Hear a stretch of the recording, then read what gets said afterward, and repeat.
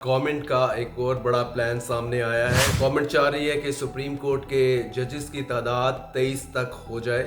6 अपने जजेस जो हैं वो इंडक्ट करें, इस चीज़ को इंश्योर कर लें ताकि कल को फुल कोर्ट हो तो इसमें इनके जजेस ज़्यादा हों। पीटीआई ने जब ये पिटीशन फाइल की कंटेम्प्ट ऑफ कोर्ट की Sikandar Sultan Raja chief election commissioner और दूसरे 4 ऑफिशियल्स के खिलाफ, पीटीआई दूसरी जानब ये होप कर रही है कि आईनी बेंच जो है वो इलेक्शन कमिश्नर को और उसके 4 मेंबर्स को कंटेम्प्ट कर देगी। फिर भी गवर्नमेंट नहीं चाहती कि हम किसी तरह भी पीटीआई की स्ट्रेंथ बढ़ने दें नेशनल असेंबली में।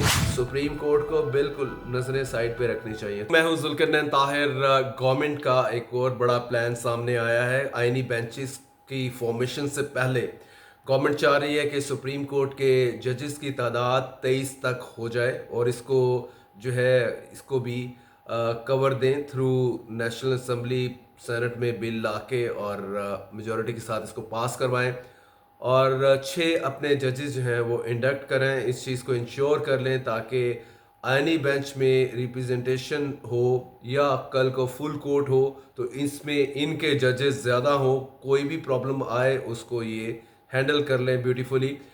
गवर्नमेंट का ये डिसीजन स्पेशली अभी जो छोटी सी तलवार लटक रही है, बड़ी तलवार नहीं है, वो ये है कि रिजर्व सीट्स को लेके है। रिजर्व सीट के ऊपर 12 जुलाई का सुप्रीम कोर्ट का डिसीजन जो 8-5 का डिसीजन था, जिसको काजी फैज ईसा घर जाते जाते ये कह गए थे इलेक्शन कमीशन को कि इस पे इम्प्लीमेंट नहीं करना और ये रिजर्व सीट पीटीआई को नहीं देनी। साहब वैसे इस टाइम लंदन में बैठे हैं और अपना सारा काम कर आ गए, जितनी उन्होंने मजबूत किए इस गवर्नमेंट के हाथ और उनके जो जो इस गवर्नमेंट को पीछे सहारा दिए बैठे हैं। तो कल पीटीआई ने जब ये पिटीशन फाइल की कंटेम्प्ट ऑफ कोर्ट की Sikandar Sultan Raja chief election commissioner और दूसरे 4 ऑफिशियल्स के खिलाफ, तो गवर्नमेंट की जो है मज़ीद गवर्नमेंट ऊपर तू पै गए और सबसे पहले द थिंग इट डेट इन्होंने कहा जी कि हम 26 लेके आएंगे और इसका बिल लेके आ रहे हैं असेंबली में। प्रोबेबली फ्राइडे को टेबल होगा और उसके बाद पास होगा, सेनेट में जाएंगे उधर से भी पास करवा लेंगे। इसमें के लिए 2/3 नहीं, सिंपल मेजोरिटी के तहत इन्होंने इसमें सिर्फ चेंजेस लानी है। आफ्टर दैट जो जुडिशल कमीशन ऑफ पाकिस्तान है जो कि आईनी बेंचेस बनाएगा, और मैं आपको बताता चलूँ कि 26वीं तरमीम के बाद जो अभी रिसेंटली पास हुई है उसके तहत इसमें जुडिशरी के नुमाइंदे बिल्कुल मिनिमम रह गए हैं। 12-13 में से टोटल 13 मेंबर ये जुडिशल कमीशन ऑफ पाकिस्तान है और ये 5 मेंबर इसमें जुडिशरी से लिए जाएंगे। बाकी जो है 2 सेनेट से, 2 नेशनल असम्बली से, एक जो है लॉ मिनिस्टर होगा और एक अटॉर्नी जनरल तो वैसे ही बगल बच्चा होता है गवर्नमेंट का, और एक वुमेन मेंबर होगी जो कि इलेक्ट करेंगे या उसमें नॉमिनेट करेंगे स्पीकर। तो इट मीन्स कि गवर्नमेंट इजीली इसमें अपनी मेजॉरिटी पर बेल करके जो कॉन्स्टिट्यूशनल बेंच बनाएगा, तो इस कॉन्स्टिट्यूशनल बेंच में ये रिजर्व सीट का केस जाएगा। लेकिन बिफोर दैट गवर्नमेंट ये इंश्योर कर रही है कि 6 अपने जजेस और लगा दे ताकि ये जो बेंच बने इसको भी मनूवर कर ले उन नए 6 जजेस में से। तो जाहिर है कोई एक भी ऐसा नहीं होगा जो कि इंडिपेंडेंट हो। गवर्नमेंट तो यही चाहेगी, गवर्नमेंट तो बेवकूफ़ तो नहीं है कि वो जज ले आए जो कि काइंड ऑफ इंडिपेंडेंट हो या इवन सिंपैथी रखता हो किसी और के लिए, तो मेक श्योर करेगी। और उसके आने के बाद जो भी आईनी बेंच में अगर उनकी रिप्रेजेंटेशन आ जाए तो नथिंग लाइक गवर्नमेंट के लिए इससे बेहतर हो नहीं सकता। पीटीआई दूसरी जानब ये होप कर रही है कि आईनी बेंच जो है वो इलेक्शन कमिश्नर को और उसके 4 मेंबर्स को कंटेम्प्ट कर देगी, क्योंकि सुप्रीम कोर्ट का अपना डिसीजन है 12 जुलाई का कि रिजर्व सीट दी जाए पीटीआई को और इवन असेंबली के अंदर भी पीटीआई को रिकग्नाइज किया जाए। सुन्नी इत्तेहाद कौंसिल का बैनर जो है वो हटा दिया जाए।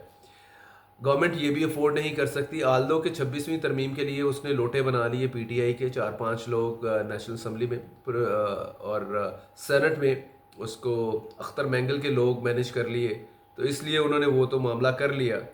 लेकिन फिर भी गवर्नमेंट नहीं चाहती कि हम किसी तरह भी पीटीआई की स्ट्रेंथ बढ़ने दें नेशनल असेंबली में या इसको अपने नाम के साथ जो है वो पॉलिटिक्स करने दें, पार्लिमानी पॉलिटिक्स। अदरवाइज तो पीटीआई रोड्स के ऊपर तो पॉलिटिक्स कर ही रही है फॉर क्वाइट सम टाइम। तो government with every passing day supreme court को स्पेशली वहाँ पे पूरा अपना मुकम्मल होल्ड चाहती है, कोई एक चीज़ भी वो छोड़ना नहीं चाहती। वो इवन जस्टिस याया अफरीदी के ऊपर भी ट्रस्ट नहीं कर रही टोटल, क्योंकि ये जहन में रखिएगा कि याया अफरीदी साहब को इन्होंने वो तीसरे नंबर पे थे सीनियरिटी में, उनको बना तो दिया है लेकिन वो उस तरह से उनका मामला नहीं है। वो अभी भी इंडिपेंडेंट जज के तौर पे ही, आप जितने भी उनके हवाले से रिव्यूज़ आपने पढ़े होंगे पेपर्स में, या जितने भी उनके ऊपर तबसरे हुए हैं आपके इंडिपेंडेंट जर्नलिस्ट ने और ऑब्जर्वर्स ने, तो उन्होंने उनके बारे में यही कहा है कि वो इंडिपेंडेंट हैं। उनकी सिंपथी गवर्नमेंट के साथ नहीं है, ना ही किसी और पार्टी के साथ है। तो गवर्नमेंट को टेंशन तो लगी हुई है। ओपनली इनके जो है कैबिनेट मेंबर ये कह रहे हैं कि या अफरीदी साहब भी इवन वो कहते हैं कि कई जो कॉन्स्टिट्यूशनल बेंचेस हैं उसका हिस्सा ना बने, और जस्टिस मंसूर और जस्टिस मुनीब जिनके ऊपर उन्होंने लेबल कर लिया कि ये प्रो पीटीआई हैं, उनकी तो बात ही ना करें। वो तो स्ट्रेटली गवर्नमेंट कह चुकी है कि ये किसी भी आईनी बेंच का हिस्सा नहीं होना चाहिए क्योंकि ये हमारे लिए ट्रबल कर सकते हैं। तो गवर्नमेंट बिल्कुल अभी जो हमने 27वीं तरमीम की बातें सुनी कि मिलिट्री ट्रायल को शायद ये ओके करेगी अगली अमेंडमेंट, तो गवर्नमेंट उस पर तो डिनाइल कर गई है टोटल कि नहीं अभी हमारा मूड नहीं है, हम तो थोड़ी सी और चीज़ें फिक्स करने जा रहे हैं। Like practice and procedure act जो है उसका ऑर्डिनेंस भी आया हुआ है, वेरी कंट्रोवर्शियल, तो उसमें मज़ीद कुछ चीज़ें नई इंट्रोड्यूस करवाएंगी जो कि clipping the wings of judiciary जो ऑलरेडी वीक हो गई है इसमें। तो गवर्नमेंट बिल्कुल चांस नहीं लेना चाह रही क्योंकि मोरल ग्राउंड के ऊपर खड़ी नहीं है। इलेक्शंस फरवरी 8 का जो इलेक्शन है उसके जो उसकी सोच कंट्रोवर्सी है या उसकी डस्ट है वो अभी तक सेटल होने को आ नहीं रही। वो भी चैलेंज करना है पीटीआई ने इसके बाद रिजर्व सीट के बाद, तो वो आईनी बेंच जो बनेगा वो शायद उसको भी देखे, और गवर्नमेंट बिल्कुल नहीं चाहती कि उसकी तरफ तो आना ही नहीं चाहिए। सुप्रीम कोर्ट को बिल्कुल नजरें साइड पे रखनी चाहिए। तो अगर इन केस उसमें पटिशन आती है, आईनी बेंच बनता है, तो उस आईनी बेंच में भी सारे इनके अपने बंदे मौजूद हों ताकि इस चीज़ को इंश्योर करें कि इनको कोई थ्रेट नहीं है। तो ये चीज़ें चलती रहेंगी। गवर्नमेंट जहाँ जहाँ भी देखेगी ज़रा सा जुडिशरी सर उठा रही है। कुछ जजेस का जिसे कहते हैं ज़मीर की आवाज़ का नाम देते हैं ना जब ये लोटे बनाते हैं, तो अगर सही माने में कई जजेस का कितना प्रेशर डालते रहेंगे तो किसी स्टेज पे तो जजेस, पहले 6 जजेस ने भी तो ख़त लिखा था काजी फैज़ ईसा को, जिसके ऊपर वो बैठ के लाइक ए सिटिंग डक कि हम पे ऊपर कितना प्रेशर है, हमसे कहा जाता है कि ये डिसीजन करें वो डिसीजन ना करें।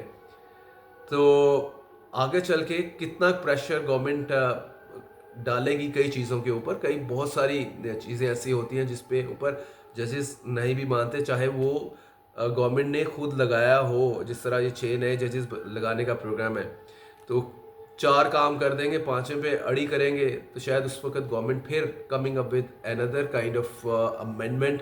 तो ये सिलसिला चलता रहेगा, रुकेगा नहीं।